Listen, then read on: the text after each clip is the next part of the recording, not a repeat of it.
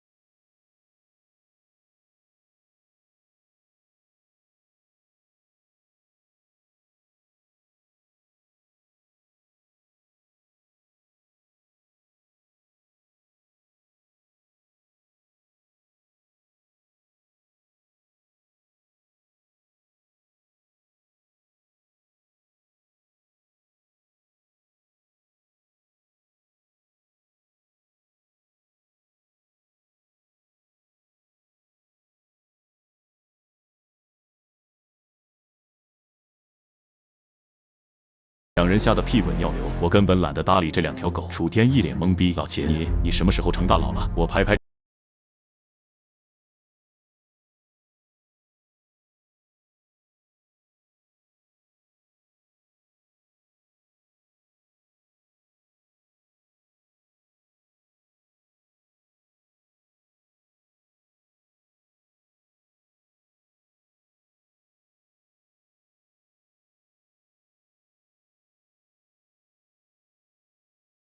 鬼怪不伤人，这个秘密也就我知道，因为我这个鬼怪之王在守护着这片土地。